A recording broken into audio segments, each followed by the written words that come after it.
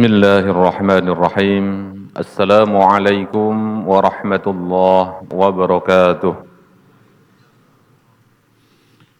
الحمد لله الذي جعل رمضان شهر الصيام، شهر أنزل فيه القرآن هدى للناس وبينات من الهدى والفرقان. الصلاة والسلام على أشرف الأنام وعلى آله وأصحابه ومن تبعه بإحسان إلى يوم الديان. أما بعد، معاشر المسلمين، shaimin, shaimat, jamaah salat isya, salat tarawih yang dimuliakan Allah Subhanahu wa taala. Alhamdulillah, ungkapan rasa syukur marilah senantiasa kita sanjungkan kepada Allah Subhanahu wa taala. Teriring salawat dan salam marilah kita sanjungkan kepada baginda Rasulullah Muhammad sallallahu alaihi wasallam. Pada kesempatan kali ini saya mendapatkan kehormatan untuk menyampaikan kultum dengan tema Allah mencintai orang dermawan dipuji oleh Allah. Ma'asyiral muslimin rahimakumullah. Ada satu peristiwa yang menjadikan Allah itu tertawa. Dalam tafsir Ibnu Katsir disebutkan faqad ajiballahu azza wa jalla au dhahika. Allah Subhanahu wa taala takjub dengan peristiwa ini dan Allah Subhanahu wa taala tertawa. Ma'asyiral muslimin rahimakumullah. Suatu hari Rasulullah Muhammad sallallahu alaihi wasallam didatangi oleh salah seorang yang merasa kelaparan. Datang kepada Rasulullah. Kemudian Rasulullah menyampaikan hal ini kepada istri-istri beliau. Apakah di rumah ada makanan? Saya kedatangan seorang tamu yang sedang lapar.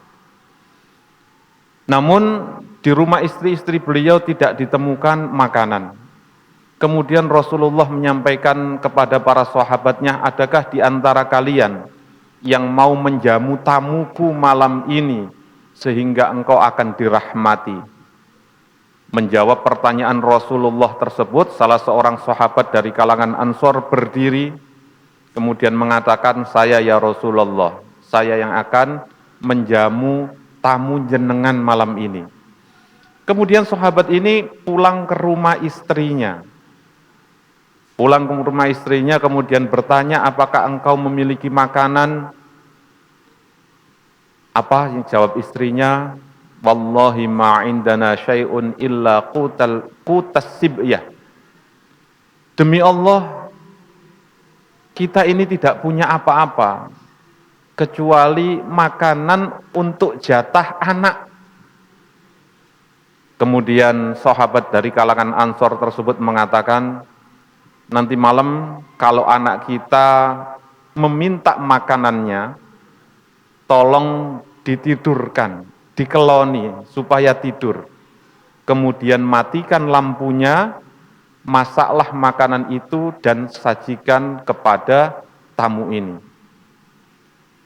Atas peristiwa ini, maka dalam tafsir Ibnu Katsir disebutkan faqad ajiballahu azza wa jalla au dhahika. Allah tertawa, Allah senang, Allah kagum terhadap perlakuan sahabat Ansor di mana dia dalam keadaan kesulitan, namun jiwa sosialnya, jiwa dermawannya, keinginannya untuk menjamu tamu Rasulullah yang sedang kelaparan itu tetap ditumbuhkan. Ma'asyiral muslimin rahimakumullah. Kisah ini menjadi asbabun nuzul, menjadi sebab turunnya dari surah Al-Hasr ayat 9, khususnya pada ayat wa yu'thiruna ala anfusihim walau kana bihim khasasah. Jadi ayat ini turun gara-gara sahabat Ansor ini, luar biasa.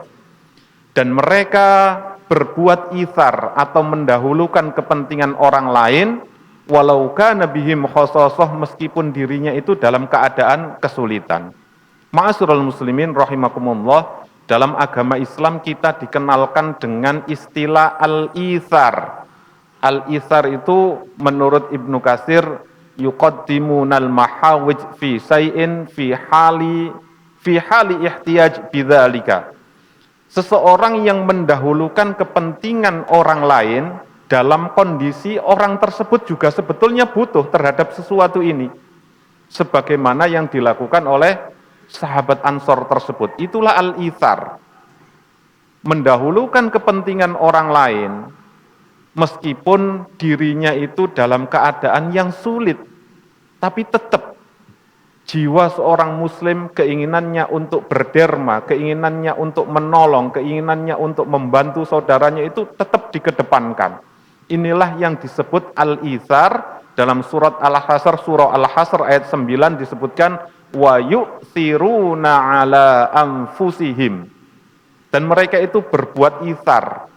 Ya, walau kana bihim khasasah, meskipun dirinya itu dalam keadaan kesulitan. Nah, hal demikian juga pernah dilakukan oleh Sayyidina Ali karramallahu wajhah. Sayyidina Ali ini pernah bekerja kepada seorang Yahudi. Kemudian karena sudah bekerja membantu Yahudi tersebut, Sayyidina Ali ini mendapatkan upah 1 bungkus atau 1 karung gandum. Setelah gandum upah itu diterima, beliau pulang ke rumah, sepertiga gandum tersebut dimasaklah bersama keluarganya. Maka tatkala gandum tersebut sudah matang, tiba-tiba datang seorang miskin yang mengetuk pintunya. Wahai Sayyidina Ali, saya lapar, saya butuh makan. Maka seketika gandum yang sudah dimasak itu diberikan oleh Sayyidina Ali kepada orang miskin tersebut. Kemudian Sayyidina Ali memasak lagi sepertiga gandum itu lagi. Ketika gandum itu sudah matang, tiba-tiba datang ke rumahnya seorang anak yatim. Lalu diberikan gandum tersebut kepada anak yatim. Lalu sisa yang terakhir gandum itu dimasak lagi oleh Sayyidina Ali. Tatkala masakan itu sudah matang, tiba-tiba datang seorang tawanan orang musyrik yang dalam kondisi tawanan, statusnya sebagai tawanan perang, datang ke rumah Sayyidina Ali meminta untuk diberi makanan, maka sisa makanan itu pun diberikan oleh Sayyidina Ali. Peristiwa ini, ma'asyiral muslimin, juga menjadi asbabun nuzul. Salah satu asbabun nuzul dari surah Al-Insan ayat 8. Wa yut'imuna at-ta'ama ala hubbihi miskinan wa yatiman wa asira. Dan mereka memberikan makan harta yang mereka sukai, yang mereka cintai, kepada yang pertama orang miskin, kemudian anak yatim, wa asiro, dan orang yang sedang dalam keadaan tawanan perang. Inilah perbuatan al-ithar. Jadi Islam itu mengajarkan kepada umatnya untuk berderma, mementingkan kepentingan sosial, meskipun kita juga dalam keadaan tidak longgar-longgar banget, dalam keadaan yang sulit. Dan berderma itu tidak usah menunggu kaya, tidak usah berlimpah harta. Siapapun bisa menolong orang lain, baik dengan hartanya, dengan tenaganya, dengan pikirannya. Paling tidak mengganggu orang lain, itu sudah sama dengan membantu orang lain. Ma'asyiral muslimin, namun yang perlu saya berikan catatan, al-ithar ini hanya berlaku dalam ranah hubungan hablum minan nas. Kalau al-ithar dalam ibadah, maka ada kaidah usul fiqh mengatakan al-itharu fil ibadati mamnuun. Mendahulukan orang lain dalam ibadah itu tidak boleh. Contohnya, ketika ada sholat jamaah seperti ini, soft terbaik adalah soft yang terdepan.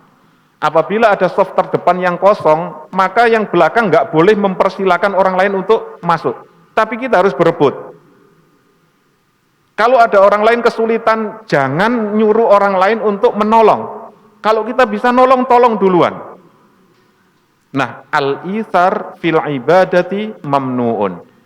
mendahulukan orang lain dalam hal ibadah itu nggak boleh. Harusnya kita dulu yang duluan. Ketika waktu sholat tiba, sarung hanya ada satu, kemudian pakaian yang kita pakai itu umpamanya tidak mencukupi untuk syarat sahnya sholat, maka pakai duluan, jangan dulukan orang lain. Pakai dulu, kita sholat dulu. Sama halnya seperti kita harus mengisi soft yang terdepan itu tadi. Jangan dorong-dorongan, yang belakang, silakan. Enggak, tapi kita harus duluan. Karena soft yang terdepan itulah yang lebih afdol. Nah, demikianlah praktek al-ithar itu harus diperlakukan, dan demikianlah ajaran Islam itu memerintahkan umatnya untuk suka menolong, suka berderma, berkasih sayang kepada orang lain tanpa harus menunggu dia kaya, tanpa harus menunggu dia mapan. Siapapun yang butuh pertolongan kita, apabila kita bisa menolong, maka harus ditolong. Termasuk Sayyidina Ali memberikan contoh, seandainya itu orang musyrik sekalipun, kalau membutuhkan pertolongan umat Islam harus menolong. Maka ada salah satu hadis dari Rasulullah Shallallahu Alaihi Wasallam terkait pembahasan kita kali ini. Afdhalus sadaqah juhdul afdhalus sadaqati juhdul maqal. Sebaik-baik sedekah itu, kata Rasulullah, adalah sedekah yang dikeluarkan oleh orang yang kesulitan. Kalau orang kaya punya harta banyak, bersedekah itu baik. Namun ada yang lebih baik lagi apabila orang yang hartanya itu pas-pasan, tapi dia tetap mau bersedekah. Namun tetap Islam memandang orang yang kaya itu lebih utama karena dia memiliki banyak kesempatan untuk menolong saudara-saudaranya yang lain. Ma'asyiral muslimin rahimakumullah, marilah mumpung kita masih berada di bulan suci Ramadan, kita tingkatkan kedermawanan kita. Seberapapun yang kita miliki, apapun yang bisa kita bantu untuk orang lain, mari kita berikan bantuan tersebut kepada saudara-saudara kita yang membutuhkan. Semoga bantuan kita dalam bentuk apapun di bulan suci ini dilipat gandakan oleh Allah Subhanahu wa taala, dicatat sebagai amal soleh yang akan berlipat ganda pahalanya di surga nanti. Amin ya rabbal alamin. Terima kasih, mohon maaf bila ada khilaf. Khairul kalam, assalamualaikum warahmatullahi wabarakatuh.